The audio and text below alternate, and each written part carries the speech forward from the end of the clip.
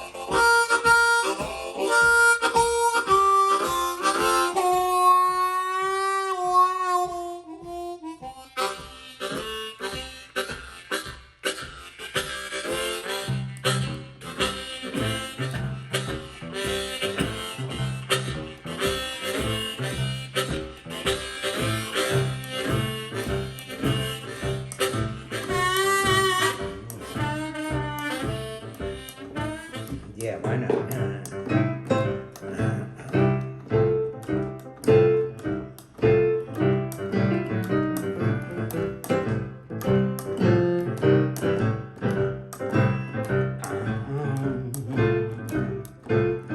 I'm gonna drive.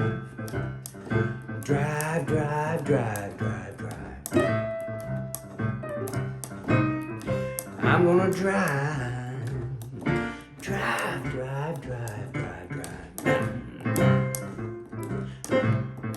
I'm gonna drive into a dream. Let this bus just flow downstream. Well, my mind is on the blues land, but my work is on the CTA. Driving a bus. I'm a Chicago blues man, but I work on the CTA. Yes, my heart is in the muse land. You know that's where I'll stay someday. 27 years on the run, dreaming about the music life. 27 years on this run, dreaming about the music life. I'm gonna find me a good guitar, make it cut like a butter knife. Well, the traffic's getting thicker, and the stops are slow like mortar. Yes, the traffic's getting thicker, and the stops are slow like mortar. This run is getting longer, while my time keeps getting shorter. Well, my mind is on the Muse, man, but I work on the CTA, number 14679. I'm a Chicago blues man, but my work is on the CTA. Yes, my heart is in the blues land. You know that's where I'll stay and play someday. Take it now. Oh yeah.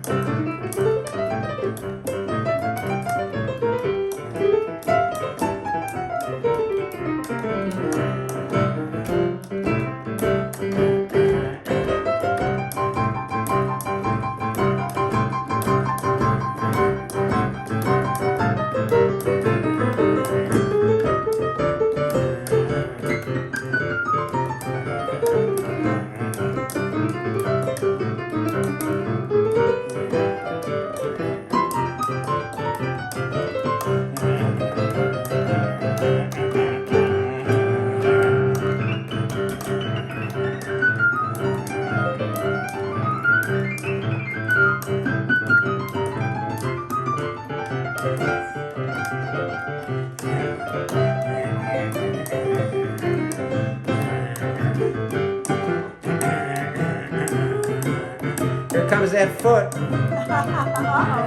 You want that foot? Here it comes. Yeah.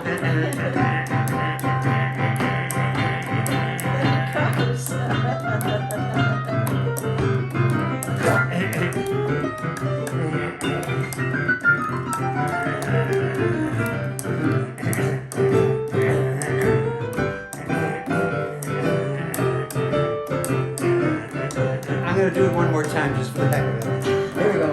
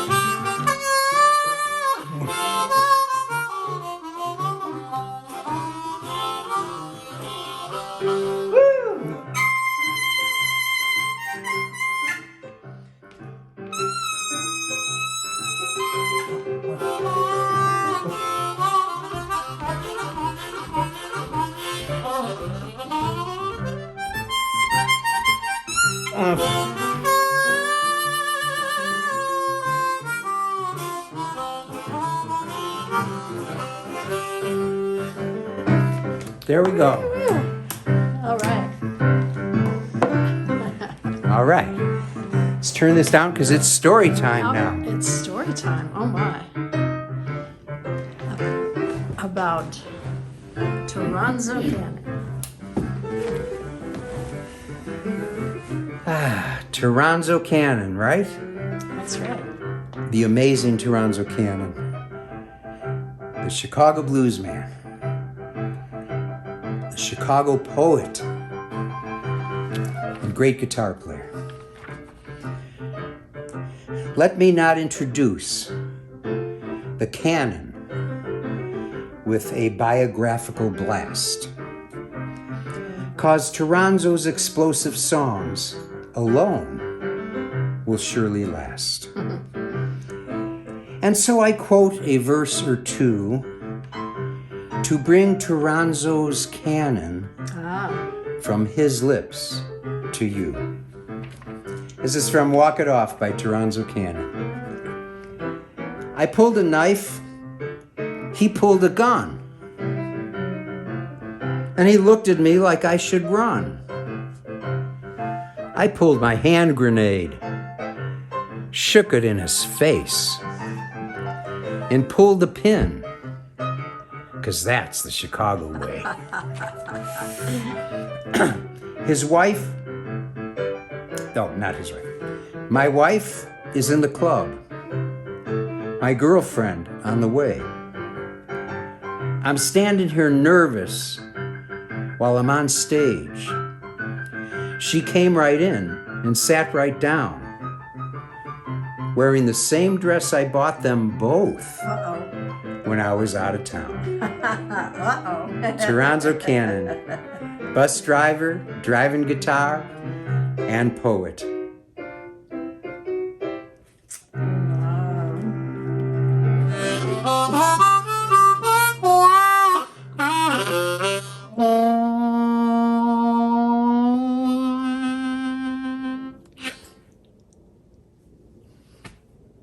Just in case this gets rough, I got my helmet. And if not, then I got my blue one. It might get rough. Okay, all right. Be cool on my bus. You know, that was my thing. If it's crowded, you know, elderly, pregnant women, and women in general should get a seat. You know, I was known for saying, you know, I see guys sitting down and women standing up. And I asked the lady, I said, you want my seat? I'll make it a point for everybody to hear me. And I said, you can have my seat like that, you know. And she said, no. And then the guy, most of the time, they'll get up like, oh, like, okay, I'm sorry. And they'll get up and give the seat up or something like that, you know. So that was a regular joke of mine, you know, offering my seat. Yeah. That's beautiful. People get on the bus and it might be maybe 8, 9 people. And sometimes older guys, and I'll say, you know, because the rearview mirror is kind of like right there, and these guys don't know each other, you know. I mean, older guys, maybe some younger guys around my age or whatever, and I'll say, "Hey, bro," and the dude, you in the red jacket, if you had only $3,000 and you had a birthday party, who would you invite to the show? The Isley Brothers or the Commodores? And he'd say, "Oh man, they're the Isley Brothers, man," like that. And then the one dude would say, "Man, the Commodores with Lionel Richie? You mean with Lionel Richie?" And then a conversation would start on the bus. And then if there was an older kind of guy, I say, you know, it'd be like somebody else. And I say, Jackie Wilson or Smokey Robinson. I mean, Jackie Wilson or Sam Cooke. Oh man, Jackie all day. And these people don't even know each other. And they get off the bus or sometime and it breaks them up because sometimes when you're driving, you just see people heads doing this. Right. And they're in their mindset of what they got to do or what they can't do or and I'll break that up by just asking a question about music. Yeah.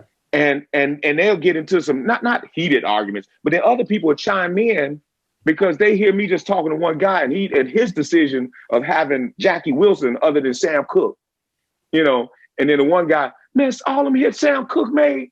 Man, but I like Jackie, man. He was a showman. And then they get to talking. The next thing you know, that bus ride is shorter. My day is shorter. I've brought smiles to two strangers. They get off the bus. Man, don't ask me no question like that no more, man. You know, that kind of thing, you know, and it was all in good fun, you know? Yeah. So, man, I just thought about that. That was cool, man. Anyway, so yeah, that's the kind of bus driver I was, but in the spirit of music, how everybody can relate. You know what I mean? Now that guy's going to go out in his day because sometimes I see the same people and I'll ask different questions. Aretha Franklin or Shaka Khan? Come on, man, don't say that. But, you know, and sometimes I've had up to maybe 10 or 12 people debating on the bus about these particular artists. And it's just about music, how it touches everybody, you know? Yeah. So beautiful. Yeah. No, but it just sometimes when I say good morning to people, they'll and say how you doing. They'll really tell me how they doing. You know, I made friends on the bus as far as like, you know, you work the same route, so you get involved in the people's lives, or you know, when they go on vacation, you know, when they're sick, you know, somebody passed in their family, and sometimes it's the same passengers from one point to the next. Everyone might get off at the train station where you pick them up along the line. And then you know, again, you learn names. Sometimes you get, you know, treats. They give you candy and, you know, cookies and all that stuff, you know, because you are their bus driver. You know what I mean? For that 4 month span. So I've been claimed a whole lot of times. You're my bus driver, you know, and when I'm on vacation or when I got something to do, I'll tell my passengers, if the bus driver tomorrow, because I won't be here, the bus driver pass you up and give you any grief, you let me know and I'll find out who it is, you know, because you're my passenger, you know. So thank you so much for taking care of all the bus riders that you've been taking care of for 27 years. Yeah. Thanks so much. Thank you. I kind of came into the blues thing kind of, you know, it was a trial and error, I guess. I didn't have a plan to be a recording artist. You know what I mean? I was doing my music at night and, you know, playing the blues and stuff like that. And people like Steve Wagner and as far as Delmark and Alligator and Bruce, they, you know, figured I had enough talent to sell a couple of CDs or whatever, or to get my message across. But even before then, at a place called Blues Etc., there was a guy named Bill Hickey, if I'm not mistaken. He was a harmonica player, and he was also the bouncer.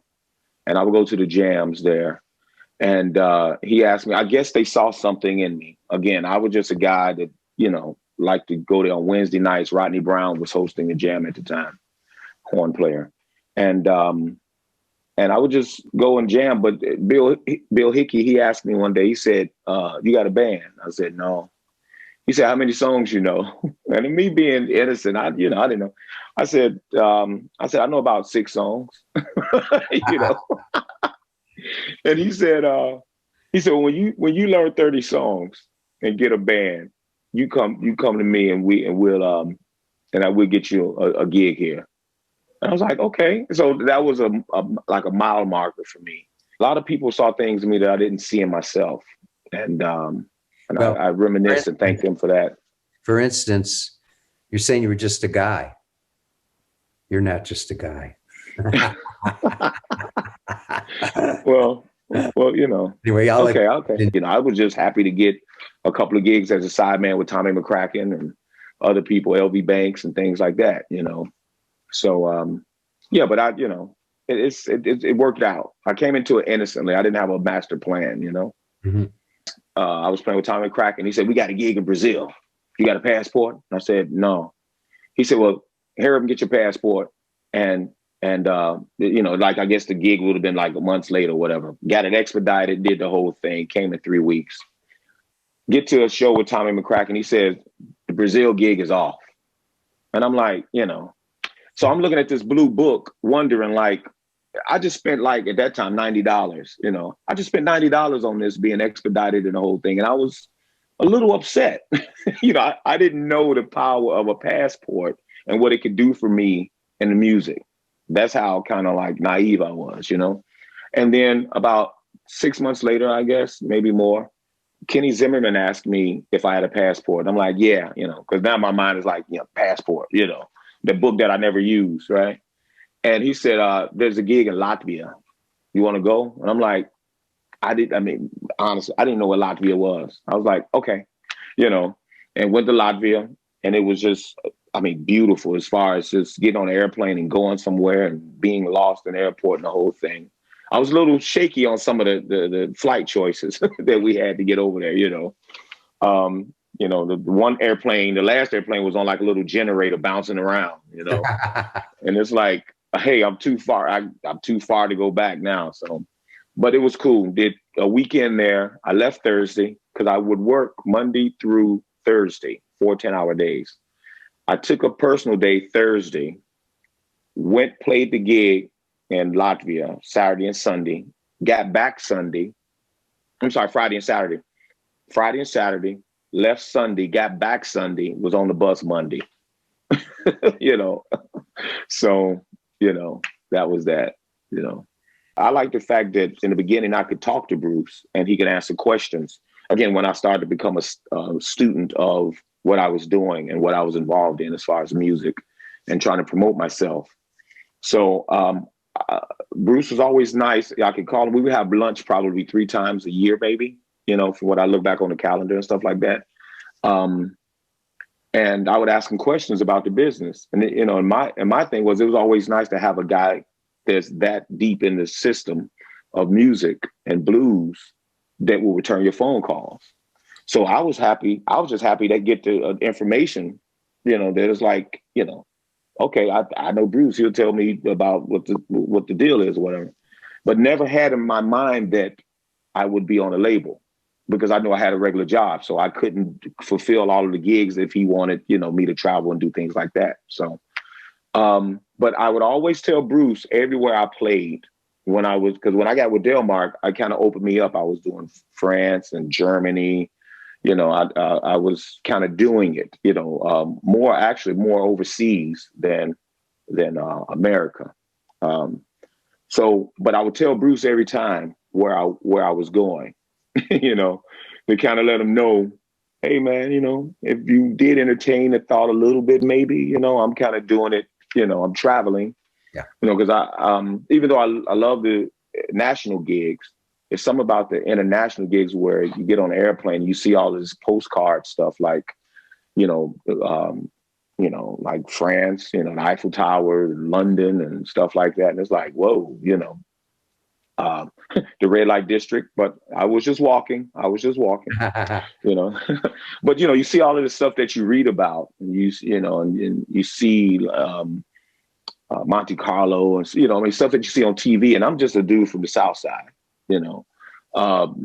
Just playing my music, playing what I know, the little I know as far as my music, and to have all this available for me, just because I play music, it was cool. So, but again, I would tell Bruce, and I think Bruce put 2 and 2 together and was saying, well, if he's doing this with the bus driving job, then maybe I ought to, give it a second thought, that kind of thing. And he gave me a call one day. He told me, don't sign any contracts. Let's have lunch. He asked me for lunch this time, because normally I would ask him for lunch. You are a blues man. Thank you.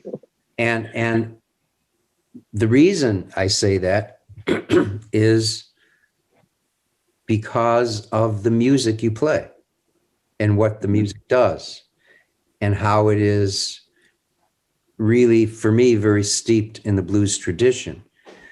Because Wolf and Muddy, as somebody said one time, if blues were supposed to be sad, how come everybody is dancing? That's right. Yeah. So what you bring to the blues is a reclarification of what blues has always been, looking at the history of the Chicago blues. And Howlin' Wolf's records and Muddy Waters records, they were fun. I'm They sure, were man. fun. Wow. Jimmy Reed, that's fun. Mhm. That's uplifting, you know.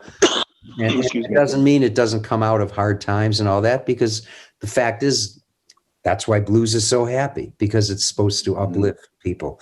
And your music and your songs fit so perfectly into that. And that's tends to get lost a little bit, because people have a misconcept of that blues is supposed to be serious. And I'm on the bus again. That was my office, and I'm thinking about what song can, and Insurance came up, and then I'm like, okay, Jimmy Reed did a song called, but he was talking about life insurance if his woman left him. But Right. I'm like, no, the insurance thing, because again, I think CTA, we were going through our thing with insurance too, where the union was not getting the better insurance and stuff like that. And I'm like, and at that one time, I was thinking of retiring. That was like 2 years out at that time. But you see, and as I've seen, when you retire, they kind of put your insurance in the way of your retirement. So I'm driving thinking there's guys still at work only driving for insurance. Right. They can't even retire after 30 years because they're afraid to go out in the abyss of whatever and try to get their own insurance or do this. And CTA wanted me to do 3 more years before I got insurance. So I'm like, you know what? 27 years may not mean nothing to CTA, but it's going to mean something to me. I'll find my own insurance. I'll do my whatever, because I'm losing my edge as far as being on the bus. You know what I mean? It's like, I wasn't that guy that can jump out of bed and go, go to and run to work at 4:30 in the morning, life changes and things like that. But when I wrote Insurance, I'm like, if there's only 10 people in the audience, this particular song, 10 people will understand. Mm-hmm. And I think that particular song, Insurance, that's one of my 100%. Everybody understands what insurance is about and what you have to go through. When I was in Japan, now a year before last, 2019, the end of 2019, August, the first show I did my song Insurance, I did Walk It Off and things like that. And along the tour, I thought, because the drummer was a black guy that lived over there for 40 years. So he knew the language. And Shun, that used to play with Coco Tell and Otis Rush and all that, he was the guy that brought me over. Oh, great. But I just thought as a joke, I would have, the black drummer guy, because it's still kind of a weird thing to see a black dude speak straight Japanese. You know what I mean? And I'm sure it's still kind of weird for some Japanese people to say, did he speak like straight Japanese? So I thought it's kind of a joke to him to translate Walk It Off. I would take each section of the song and we would play real light and slow. And I would say it, and then I look back at him and he'll translate it. Yeah. And the audience was like, I noticed the audience would lean in when they would laugh at the punchline of the 4 stories.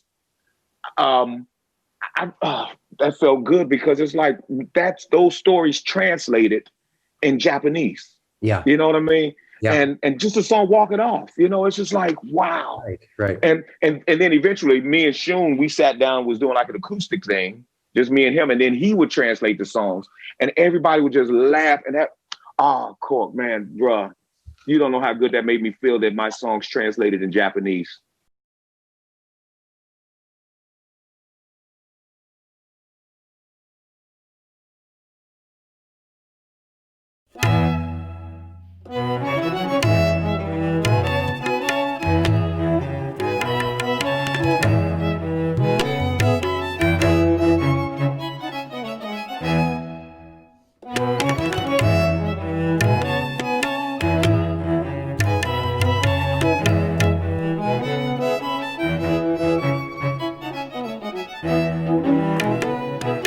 Doctor said I'm going down slow. Was telling me he don't know. I got a job, but I'm still a working poor. He gave me one little pill and said, go. Insurance. Get some insurance.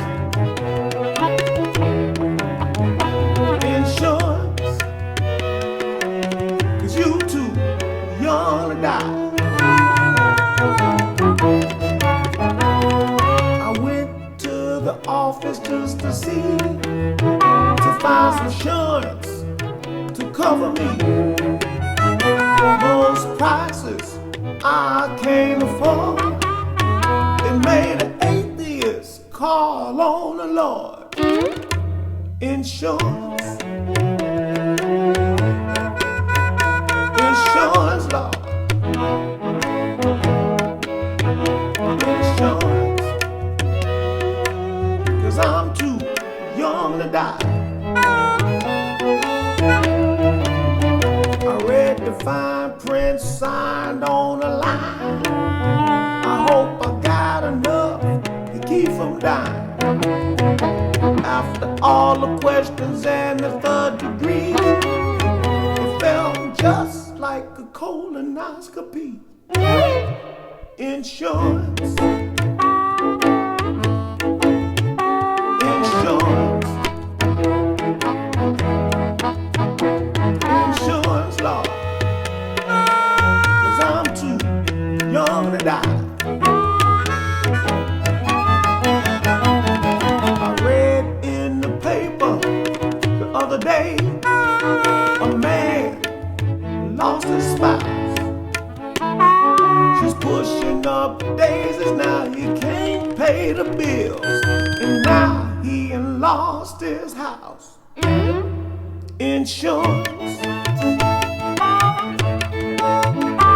insurance,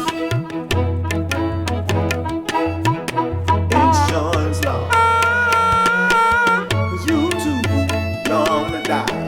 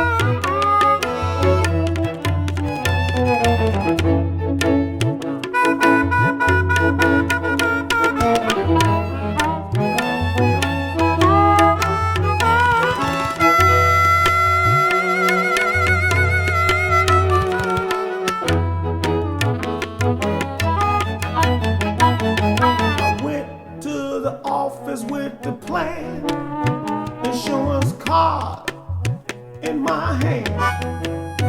He looked at it and said to me, pre-existing conditions come with a fee. Insurance, insurance, insurance law, 'cause I'm too young to die.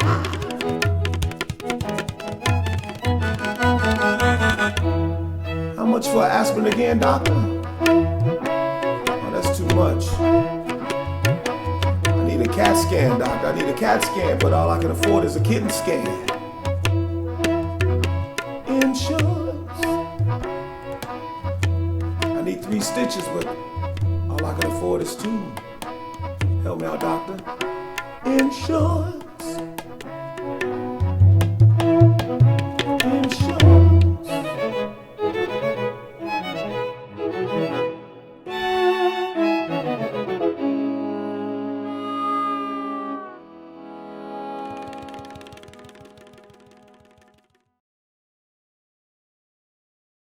Before I forget, I want to thank you for, again, for me, the holds dear my heart too is the first time we did the stage thing and brought the music to like a different audience. You know what I mean? And a different, and the words how my grandfather say, shine, shone. You know, the words came out in the context of your music. You know what I mean? Right. And and I thank you. That was very cool. You know, and for me, because I never thought, you know, my words could be put in that particular format. You know, and I thought that show went well, man. I was hoping for a YouTube video or something. You know, so somebody taped a little bit of it, like from the back, but no, ain't nobody had their phones out, man. Man, that was a good day for me, man. I like that, and it made me think bigger too. You know, music wise. So thank you for that. For people who don't know, well, maybe I'll introduce those that you did a whole chamber blues show with us, and you know, all the tunes are my favorite. It was really hard to pick, but Insurance was really important because of, you know, what's going on today. It's all the stuff is current, but this was like so, you know, much. Yeah. So we recorded. And you hate for a song like Insurance to be timeless, because hopefully they can get this thing together. You know what I mean? That's a good you know, yeah, in the next 4 years, hopefully they can get it together and I won't have to sing that song anymore. Right. You know? Yeah. But it's the blues, right? Yeah. So that was so much fun, you know, bringing you into the chamber blues, you know, bringing the Chicago blues man Thank you. into the chamber blues environment. Yeah. And create, you know, an experience. So your words become front and center.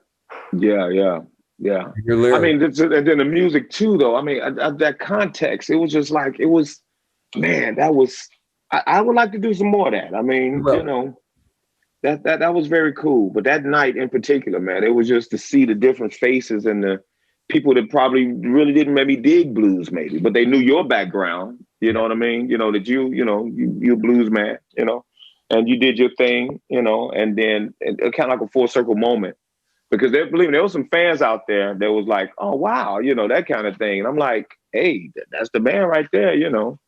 And I had to study up on you too, man. I was studying too, you know. Yeah. You know. Corky, thank you.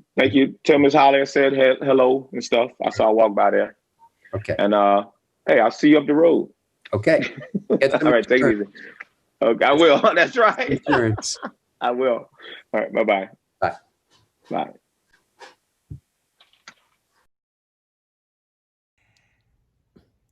So that was our Toronzo Cannon. Yes, indeed. He's our Toronzo He's Cannon. our Toronzo. Well, I guess he's yours too. And we can't wait to have him join Chamber Blues once again. Yes. We had so much fun together. Yes.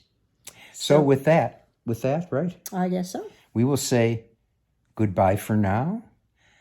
We'll see you on the Zoom. All the information is at quirkymusic.com/stream. quirkymusic.com/stream. One more time. Right. quirkymusic.com/stream. So we'll be streaming immediately now. And I'm not streaming. We'll be Zooming. Zooming. Join us on the Zoom now. Woo. Maybe Toronzo will join us. We'll see you then. Be fun. Yeah. Bye-bye.